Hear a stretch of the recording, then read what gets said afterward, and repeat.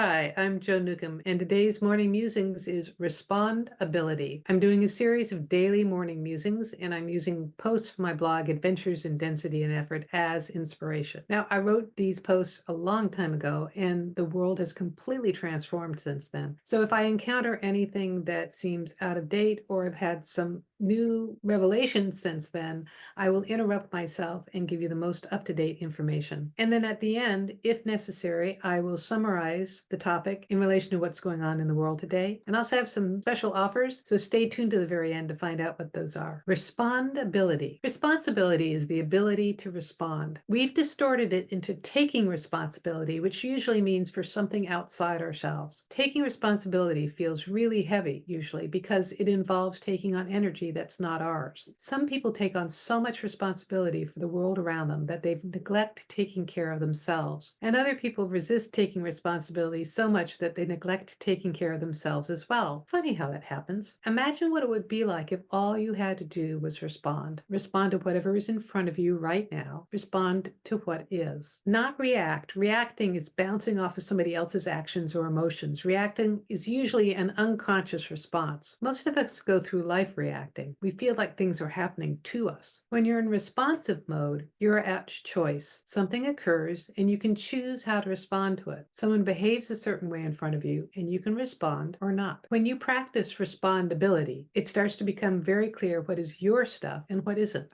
Am I doing something for someone else that they could do for themselves? That's taking responsibility outside yourself. It drains your energy and disempowers the other person. Byron Katie says, all that's required of me is to sit in this chair right now. My job is to sit comfortably now. And that's a perfect example of being in responsive mode. Doing the next indicated thing is also a great example of practicing respondability. All you need to do is the next indicated thing. All you need to do is take the next step in front of you. Suddenly you're in the present moment. The burdens of the past have dropped away. The fears of the future are gone, and things become very clear and very simple. Your main responsibility is to take care of yourself. The reason the airlines tell you to put the oxygen mask on yourself first is so that you can be breathing and awake enough to put them on others that need it. That's something I think about when even now I have a knee-jerk reaction that would be to pass out trying to put them on my kids. And I wrote this when my kids were 18 and 22. They're 33 and almost 37. When your focus is pulled back into your own reality, your energy is in your own space. It's amazing when that happens. Things that you've been trying to manifest for years start to happen, mainly because you're home and able to receive them. Other people benefit from you taking responsibility for yourself. Either they no longer have to take responsibility for you, so they have energy for themselves, or because you no longer are, they start taking responsibility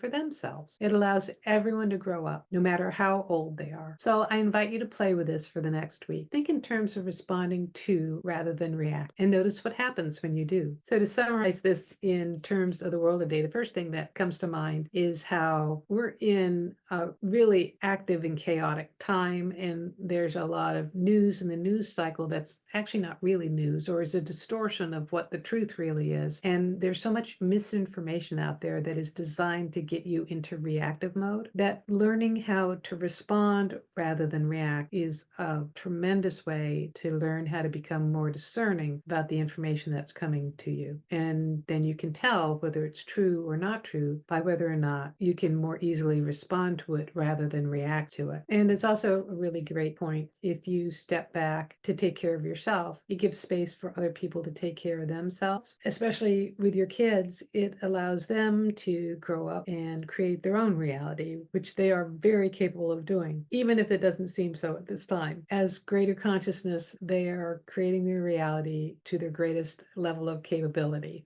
And they're very creative beings. So if you've got anything to say about this, please leave a comment below. I love to read your comments. And if you like these videos, please like them. You can share them.